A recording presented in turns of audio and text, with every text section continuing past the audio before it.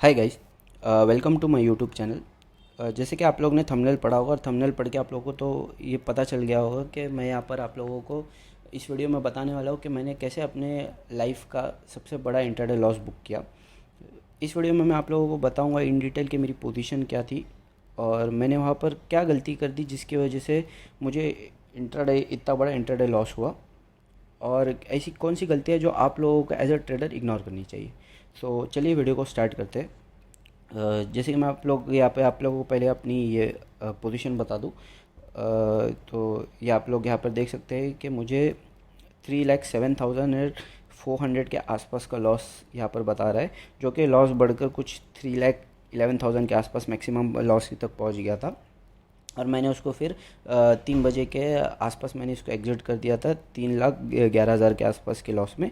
सो मुझे जो ये लॉस हुआ था, ये जैसे कि आप लोग देख सकते हैं 8 दिसंबर की एक्सपायरी है ये, और मैंने जो एग्जिट किया था इसको एक्सपायरी डे के दिन ही एग्जिट किया था। सो देखते हैं कि 8 दिसंबर को क्या हुआ था। मैं आप लोगों को यहाँ पर चार्ट में बता दूँ दिसंबर, और ये है 8 दिसंबर। तो जैसे कि आप लोग यहाँ पे देख सकते हैं 8 दिसंबर को एक बहुत अच्छा बुल मूव आया था, जिसमें उसने मार्केट ओपन हुआ था 43,100 के आसपास ओपन हुआ था, और उसने अपना हाई टच किया था 46,650 के आसपास का अपना हाई बुक मार्क किया था मार्केट ने। और फिर उसके बाद 43,600 के आसपास की क्लोजिंग दे दिया था। तो यहाँ पर मैंने क्या गलती कर दिया था कि मुझे जब एक दिन पहले यहाँ पर जब मार्केट ने अपना डे लो प्रीवियस डे लो तोड़ दिया था, तो मैंने इसके बेसिस पे यहाँ पर अपनी पोजीशन को बना लिया था, जिसमें मैंने 42,800 एंड 42,900 का कॉल सेल कर दिया था।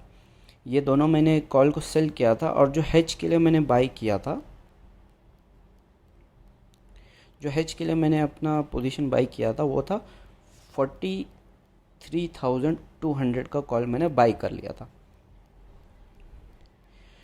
जैसे कि आप लोगों को पता है कि सेलिंग में अगर हम लोग किसी चीज़ को सेल करते हैं, अगर किसी प्रीमियम को सेल करते हैं, अगर वो स्पेसिफिक प्रीमियम अगर घटता है तो ही हमें प्रॉफिट दिखाएगा, अदरवाइज़ अगर वो प्रीमियम बढ़ जाता है तो हम लोगों को लॉस शो करता है। ये बहुत बेसिक चीज़ है, आई होप ये चीज़ तो हर किसी को पता होगी। तो मैंने यहाँ पर सेलिंग की थी, और मेरी यहाँ पर इतना बड़ा लॉस होने का वजह क्या थी, कि मैंने यहाँ पर क्या गलती कर दिया था जिसकी वजह से मुझे इतना बड़ा लॉस बुक करना पड़ा। यहाँ पर देखेंगे अभी हम लोग। मार्केट जिस दिन ओपन हुआ 8 दिसंबर को, उस दिन market slowly slowly slowly slowly ऊपर जाने लगा। देन एक एक वहाँ पर एक मोमेंट ऐसा आया जब मार्केट ने अपना एक बेस बनाकर एक अचानक से स्पाइक दे दिया, जिसमें कॉल सारे स्पाइक हो गए, और स्टिल मैंने वहाँ पर अपनी पोजीशन को होल्ड करके रखा। तो मैंने यहाँ पर जो सबसे बड़ी गलती कर दी थी, जे हमेशा याद रखना, अगर आप एक ट्रेडर है, अगर आप मार्केट में ट्रेड कर रहे हैं एवरीडे आके, तो आपके सबसे बड़े जो दो दुश्मन हैं आपके अगेंस्ट है, वो मार्केट नहीं है। कभी भी याद रखना, जो आपका सबसे बड़ा एनिमी है मार्केट में, वो दो चीज़ है। सबसे पहली चीज़ है ग्रीड, और दूसरी चीज़ है होप।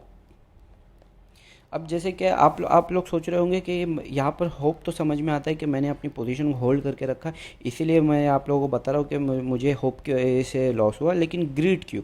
अगर जैसे कि मैं आप लोगों को अपनी प्रीवियस लास्ट वीक, जो इससे एक वीक पहले का मेरी जो सारी पोजीशन है मैं आप लोगों को बताऊंगा। यहाँ पे आप लोग देख सकते हैं 1 दिसंबर की एक्सपायरी थी, जिसमें मुझे 91,000 का प्रॉफिट हुआ था। और उसी वीक में 2 दिन पहले मुझे 20,000 का प्रॉफिट हुआ था। उससे एक दिन पहले मुझे 21,000 का प्रॉफिट हुआ था। और फिर उसके बाद मुझे सेम एक्सपायरी से एक जस्ट 2 या 3 दिन पहले 68,900 का और प्रॉफिट हुआ था। तो मुझे आसपास में कुछ लाख 1.5 लाख के प्रॉफिट में था, या उससे भी ज़्यादा के प्रॉफिट में था। तो उस चीज़ की वजह से मेरे अंदर बहुत ही ज़्यादा ओवर कॉन्फिडेंस आ गया था, जिसकी वजह से मैंने अपनी इतनी बड़ी पोजीशन बनाई थी। यूजुअली मैं 1000 की क्वांटिटी में ट्रेड करता हूँ, या तो फिर 700-900 के क्वांटिटी में ट्रेड करता हूँ। उससे ज़्यादा मैं उससे बड़ा पोजीशन नहीं लेके जाता था, लेकिन जस्ट बिकॉज मुझे प्रीवियस डेज़ में बहुत ज़्यादा प्रॉफिट हुआ था, उसकी वजह से मुझे मेरे अंदर जो था वो कॉन्फिडेंस कुछ ज़्यादा ही हो गया था, और मैंने 17 100 की क्वांटिटी में ट्रेड करना शुरू कर दिया था, जिसका वो फर्स्ट ही डे था जिसमें मैंने 1700 की क्वांटिटी में पोजीशन बनाया था, और ऑन वेरी फर्स्ट पोजीशन मुझे इतना बड़ा लॉस हो गया। तो इससे हम लोगों को एक चीज़ तो ये समझ में आ गई कि कभी भी ग्रीड या होप में रहकर हम लोगों को अपनी ट्रेडिंग नहीं करनी चाहिए। हमेशा अपने जो एथिक्स होते हैं, जो रूल्स होते हैं, उसे फॉलो करना चाहिए। और होप इसीलिए कि जब मार्केट स्लोली स्लोली ऊपर जा रहा था, ऊपर जा रहा था, अपने एक रेजिस्टेंस पे पहुंच के उसको तोड़ के फिर जब वो ऊपर जाने लगा, जब मेरे कॉल्स में स्पाइक आ गया, उसके बाद में मैंने उसे एग्जिट नहीं किया। मैंने ये सोचा कि अभी नीचे आएगा, अभी नीचे आएगा, अभी नीचे आएगा, ये सोच के मैंने अपनी पोजीशन को होल्ड किया। और शायद जहाँ तक मुझे लगता है कि मेरी इन सबसे भी जो सबसे बड़ी गलती थी वो ये थी कि मैंने जो अपने पोजीशन था वो मैंने आईटीएम में बनाया था। जैसे कि आप लोगों को पता नहीं इस बारे में, जो बहुत सारे न्यू व्यूअर्स हो गए या बहुत सारे नॉन ट्रेडिंग बैकग्राउंड्स हो गए, मैं उन लोगों को यहाँ पे उन लोग के समझने के लिए एक सिंपल चीज़ बता देता हूँ यहाँ पे। जब हम लोग ऑप्शन ट्रेड करते हैं तो उसमें 3 तरीके की प्राइस होती है। एक होता है एटीएम एट द मनी, एक होता है OTM out of the money, एक होता है ITM in the money. So in short मैं आप लोगों को बता दूँ, जो सबसे ज़्यादा डायनामिक और जो सबसे ज़्यादा मूव देने वाला जो टाइप होता है वो होता है आईटीएम। आईटीएम में ट्रेड करने के लिए या तो आप लोगों को बहुत प्रोफेशनल होना ज़रूरी है, या तो फिर मैं तो सजेस्ट करूँगा कि प्रोफेशनल्स भी आईटीएम को यूजुअली ट्रेड नहीं करते, क्योंकि वो इतना रिस्की होता है, इतना मुश्किल होता है उसकी वॉलेटिलिटी को संभालना, कि जो बड़े बड़े ट्रेडर जो फिनट्विट वगैरह होते हैं वो लोग भी आईटीएम में ट्रेड नहीं करते। बट उस टाइम पर मैं इतना ओवर कॉन्फिडेंट हो गया था कि मैंने आईटीएम को ट्रेड करना शुरू कर दिया था, और उसमें मैंने आईटीएम को सेल कर दिया था, जिसकी वजह से मुझे इतना बड़ा लॉस झेलना पड़ा। सो इन सारी चीज़ों से आप लोगों को क्या समझ में आ रहा है कि मैंने यहाँ पर तो सबसे पहले होप में रह कर अपनी ट्रेडिंग की। दूसरी बात मैंने यहाँ पर ग्रिड दिखा, और तीसरी बात मैंने आईटीएम में ट्रेड किया। तो ये 3 गलतियों के अलावा भी मैंने जो गलतियाँ की वो ये कि मैंने हमेशा ये सोचा कि मेरे पास प्रॉफिट का बफर है। प्रॉफिट का बफर है मीन्स कि जब अगर मुझे आज लॉस भी होता है तो मेरे पास प्रॉफिट बहुत सारा पड़ा हुआ है।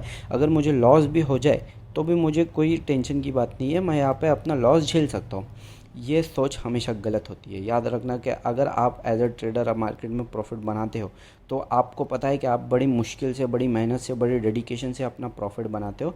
हमेशा अपनी प्रॉफिट की रिस्पेक्ट किया करो, हमेशा अपनी प्रॉफिट को संभालने की, बचाने की कोशिश किया करो, क्योंकि उस वजह से क्या होता है कि अगर आप लोगों को अगर एक लॉस हो जाता है, अच्छा बड़ा लॉस हो जाता है, जैसे कि मुझे अभी हुआ था 3,07,000 के आसपास का। उसके बाद कि मैं आप लोगों को अगर नेक्स्ट डे की पोजीशन बताऊं तो मुझे नेक्स्ट डे मैंने एक पोजीशन बनाया था जिसमें मुझे 43,000 तक का मैक्सिमम प्रॉफिट दिखाया था, जिसमें 43,000 के आसपास का, लेकिन मैं उसको बुक नहीं कर पाया। मैंने उसको जब वो 43,000 का प्रॉफिट डाउन हो के जब 14,000 का प्रॉफिट, जैसे कि आप लोग यहाँ पे देखते 14,300 के प्रॉफिट पे मैंने बुक किया। यहाँ पे आप लोग एक्सपायरी देख सकते 15